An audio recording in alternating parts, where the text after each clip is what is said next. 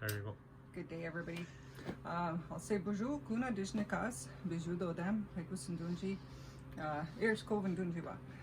My name's Kona, and I'm from Peguis First Nation. I'm a Lynx Clan member, and I was commissioned to make a lot of Dreamcatchers. As you can see here, we've got kits of them here. So this is what the kits are looking like, and this is how they were made. They started out from here, and then each kit has a feather and has this piece of string and a bead, and so that way you don't lose them all when you find it in the kit. So that's what the kits are going to look like.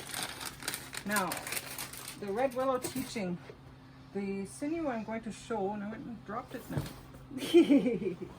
I will find it.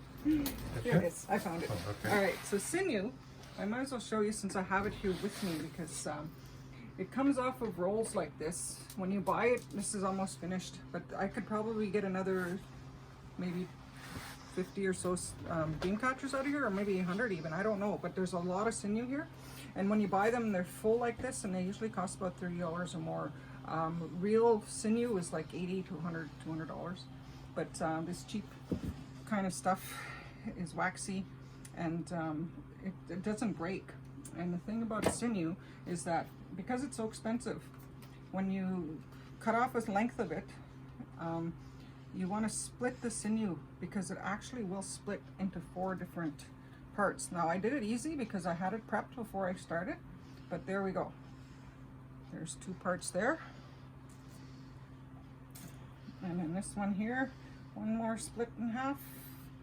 You gotta find the place, and there we go. So, and that's conservation and making better use of things. Now I'm gonna grab a Red Willow, and these ones I picked on the side of the road in Managatagan. And there's a teaching about the willow. You can hear the noise that it makes, but you want to crack it and break it before you try and make it into a the hoop. And the teaching of the Red Willow. The Red Willow itself, you see how the branches have little arms, so it's like a little person standing out there, 2 hands right across from each other. So that's what a Red Willow would look like, is the branches are dark red all the way down to the root, and the branches are symmetrically across from each other. The dogwoods look an awful lot like Red Willows. They're red on the top, but the main branch is not red. It's just small branches, and there's alternating branches on them. And the teaching that we give when we harvest them, we're taking a life, and so we want to give thanks for that life that we're taking when we go to harvest them and cut them. So we offer tobacco, we make any kind of offering that you'd like to make, and you give thanks to this ancestor for giving his life to help you. In the past, our elders would send, like, if a child is misbehaving or acting inappropriately, they'd go to the elder, and an elder would tell them to go get a willow. And it wasn't because they were going to harm them or hurt them. It was because that child knew they were getting a lesson taught. They knew they would have to go and talk to this plant and ask this plant for help, because they're taking its life and they're going to be using it.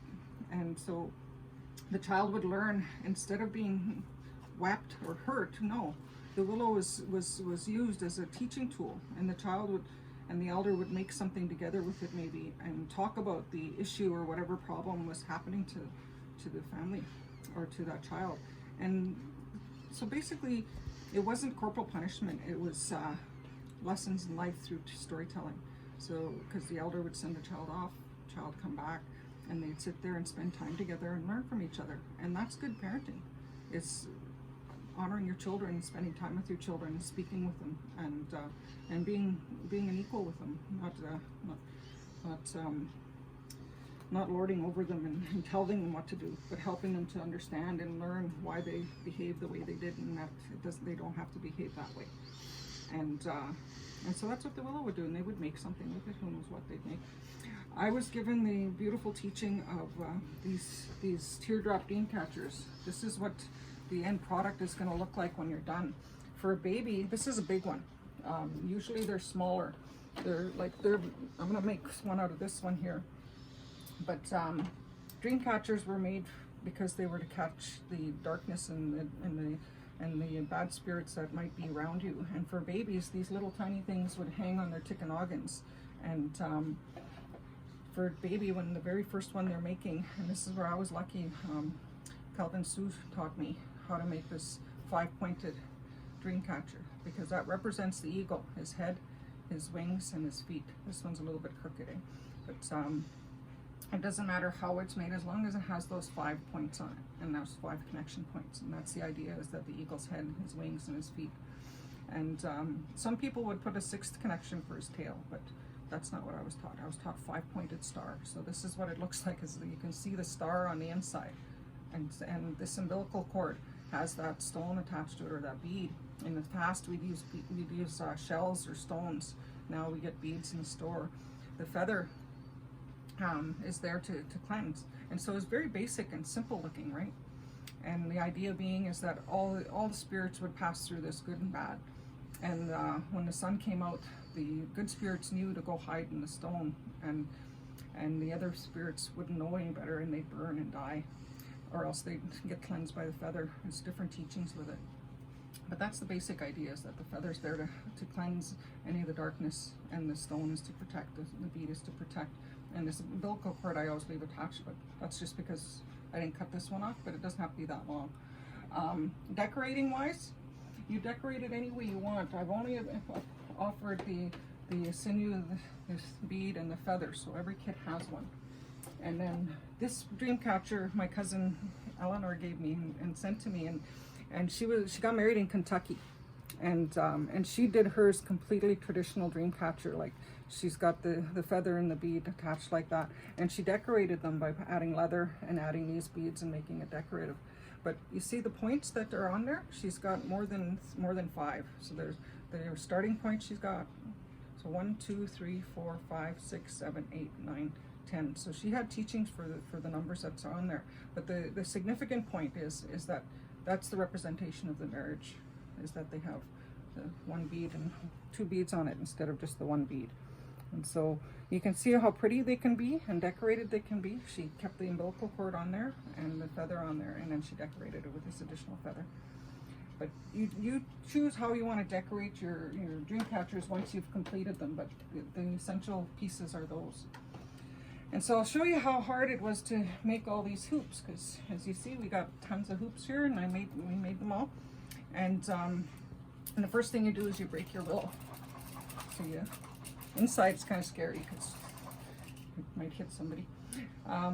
Especially me. Especially you, our cameraman. And then you grab some of the branches like this and wrap them around each other, just so that they're held together. And then you're gonna bend it gently. You're not gonna try and break it. And that's the thing about the willow, is that it's very, very bendable. And then you bring it up here to one of those branches.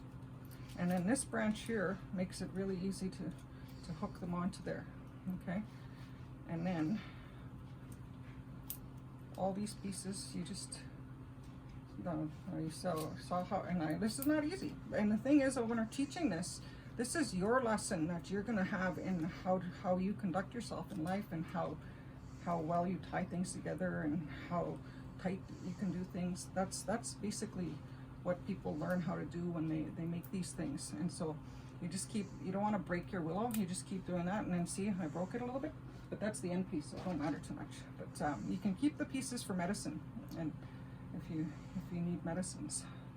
And then I'm gonna lace it through here, back through where it started, and literally lace it, because you're just shoving it through. And this is the fun part for when we're doing workshops together, and now with COVID times, nobody's meeting, and I can't sit there and show you how to do this. And so I did them all for you, or not me alone, Lorelei Sayers done some for us as well too. And that's about it.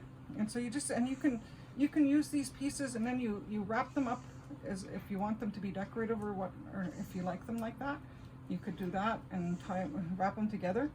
And then once you wrap them together, it can dry like that. But for the most part, what I've done to most of them is that, because I'm making them for other people, I've cut off these branches and stuff for most of them, but some of them are not. Some of them I've tied them and wrapped them like that.